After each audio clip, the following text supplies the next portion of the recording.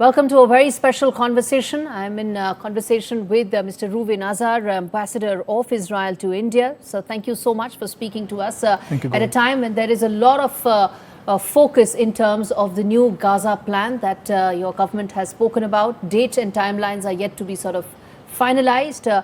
But even before any of that, there is a lot of global backlash that has come in, with many, including those in Israel itself, saying that this may not really solve the fundamental problem, which is removal and complete destruction of Hamas. Your reaction, sir?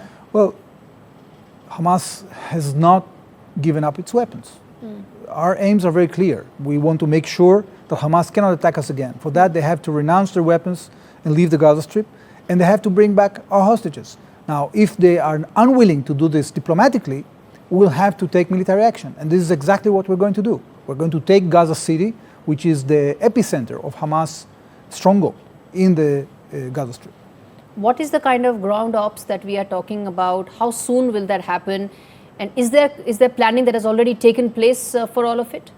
Well, there is military planning going on. I think that we don't have a date for the commencement, but we know this is going to be a long operation because we are talking here about a city. And we know from taking Rafah and from taking the northern part of the Gaza Strip, places like Jabalia and Bet Hanun, that Hamas is booby-trapping every street and every edifice. So that's why we have to destroy, all these structures, because they are booby-trapping. There's a lot of underground installations. So this is going to be slow, it's going to be cautious, and the first thing we have to do is to take the population out. Where do they go? Well, we have designated areas that we are planning in the southern Gaza Strip, where they can get access to humanitarian assistance, to food, and to medical services. But sir, help us understand, isn't the whole point that there is a lot of people in those camps there? There is about 1 million plus people there. Where will all of them go if these ground operations come so deep inside the city? Well, they will have to go to other places, and as I said, we have allocated that. We are speeding up the humanitarian effort. Today, and I'll give you just the facts, we had 350 trucks entered Gaza Strip in the last 24 hours. We had more than 130 airdrops. And we're having the Gaza Humanitarian Fund that is supplying 1.5 million meals per day. So that effort is going to continue. Israel has a clear policy of trying to bring relief to the population, despite the fact that the aid has been sequestrated by Hamas, and despite the fact that Hamas usually shoots at people at the humanitarian centers and shoots at people that want to evacuate to safe areas. So all that is being planned because we want to minimize civilian casualties. But we are determined, Gaurie. We don't have any choice. We have to defend ourselves. We won't agree for Hamas to come back to put a menace to our borders, to our communities, to our people. And therefore, if they don't want to stop the war, which can happen today, if they renounce their weapons, they have been defeated. They don't have a military machinery that they had before. But they have the hostages. But they have the hostages. And if they, and they are, hiding behind civilians, they are basically melting themselves into the population centers, into the refugee areas. If they continue that, the war will be prolonged. War is already going on since 7th of October 2023, after that attack, that heinous attack. But as things stand right now, many people in Israel themselves are saying that this may not solve the first and most important point, which is bringing back those hostages. Well, we've seen that in a combination of military pressure and diplomacy, we have been able to retrieve 205 hostages, 148 of them alive. So this system of putting military pressure and negotiating has given fruit. Unfortunately, we failed to do a deal in the last few weeks because Hamas has launched a very successful campaign as if Israel is starving the Gazan people, which is not the case. There have been a lot of fake news, including pictures of children that were suffering from genetic diseases and other diseases that were not starving, but the Western media bought into it. So what happened... After that, now you're going to come and take control of Gaza City. We don't have no choice. These things are prolonging the war. If people continue to believe to Hamas lies, this war will continue. So we have to be in a situation in which we get rid of Hamas rule. I think that no reconstruction of Gaza and no serious future for Gaza can happen as long as Hamas is there. Today we are also talking on a day when there have been journalists that have been killed. The organization is somebody that I don't speak much about simply because they have a very strong agenda against India. But I want to speak about the journalists. Those 5 journalists have been killed even before those massive ground ops have actually begun. Many say, is this a precursor to what lies ahead? Because this is what Israeli ground ops inside Gaza City will be all about. More civilian casualties, more media and more journalists being attacked and killed in the entire process. Your response? Gaurie, this is another example of the deceit that is coming from Hamas. We have targeted a terrorist whose name is Anas al-Sharif, who was a listed member of the Hamas military wing and a commander of a cell in Jabalia. And this guy, who was also an Al Jazeera journalist, was military trained by the military wing of Hamas. So Hamas is disguising itself as journalists, as medical teams, as aid workers, in order to try to deceive the international community. Each time they put their terrorists, we have to be, by now, after 22 months, people have to understand. Yeah.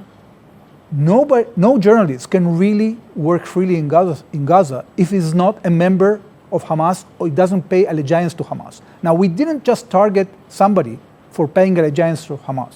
We targeted Anas al-Sharif because he was a military operative. And we have proof of that because we have actually captured the intelligence materials from the intelligence arm of Hamas that was sitting under a UN installation. Okay? So we have to stop thinking and thinking that Hamas is playing clean and buying all this information that is coming from agencies that are trying to portray something that is not true. So a lot of this is exactly what it was at the beginning of the conflict, right? Hamas needs to be decimated, hostages need to be brought back. Gaza City still runs because of the way Hamas wants to run it. They are mingling within the civilian enclaves. All of that is still the same. So the question I come back to ask what I started, which is that will it really solve your problem 22 months into the conflict? Any lessons and learnings that you can now incorporate to ensure that this gets done? So, well, first of all, we have had a lot of advances. We are now controlling about 70% of the territory of the Gaza Strip. We have destroyed the Hamas military machinery, both their missiles, their missile factories, their battalions and their regiments. What is left is a situation in which thousands of Hamas operatives, on top of the 25,000 that we have killed, are hiding themselves behind civilians, are in underground areas, are in densely urban population centers, mainly 2 centers that we still haven't taken. One is Gaza City itself, and the second is the central area and southern area near the shores of Gaza. And we are going to target Gaza City because we believe that this is actually the center of power that Hamas has. What if you're not able to... Well, then we'll have to take the entire Gaza Strip. At the end of the day... You take then the entire Gaza City? Yes. The entire strip, in fact? The entire strip, yes. If Hamas continues to refuse to disarm and to give us back the hostages, Israel will have no choice but take the entire Gaza Strip. So now we are going to one of the centers of power that Hamas still has. They are hiding under buildings in Gaza City. That is going to be a pretty heavy operation. And we are doing it very cautiously. First of all, we have to make sure that we can take the population, the civilians, out of that, and then we are going to embark in doing it. Okay. At the end of the day, Israelis know very well we don't have any choice because we don't want Hamas terrorists to go back to our villages and to stand on our borders. What they wanted to do, why did they refuse the deal that was proposed by the Americans? Because they want complete withdrawal from Israel so they can rearm and regroup. Israel will not agree to that. All right, final question then. Is there some sort of a timeline in place? I'll tell you why. Because, if you're talking about if not this, then take over the entire Gaza Strip. Then what you're talking about is disregard for the civilians. On the contrary, the civilians are going to be safe if they have unhindered access to humanitarian assistance. This is what Hamas is preventing them from having. So as much as Israel takes over more and more chunks of territory, then the civilian population can get more access to food, more access to medical relief. Israel is very clear, and the Prime Minister stated that yesterday. We do not want to control the Gaza Strip permanently, and we want a more moderate Palestinian government. Who will do it? How long will they do it? So we are discussing the structure. None of that is clear, right? Well, it is actually to a certain extent. What we are doing now is that we are bringing alternative forces. Some of them already started operating, like for example the Gaza Humanitarian Foundation that is supplying 1.5 million meals per day. We are going to expand the points from 4 to 16 so people have more access to food. We want to be in a situation, and we are discussing that with our American friends, that there will be a patronage under American umbrella. There will be a patronage of Arab players and Palestinians that do not want to fight Israel more than they want to build their own future. We hope to be able to achieve that. Hope is the only note at which we can end this, because some of the plans that you've outlined in terms of Israel for ensuring that Hamas is completely decimated, which could mean taking over the entire strip, is actually something that's deeply disturbing at a level, because there are so many lives that are at stake. It's not just about access to humanitarian aid, it's about access to permanent shelter, which gets completely impacted. And this can end today, Gaurie. Okay, so that's, as I said, hope is the note on which we end this. Thank you so much, Thank you. Ambassador, Thank you very for much. Speaking to me. Well, viewers, that was Mr. Reuven Azar, Ambassador of Israel to India, speaking to NDTV about Israel's game plan in terms of ensuring that Hamas is decimated, no matter what the cost may end up being. Thank you so much for watching this special conversation.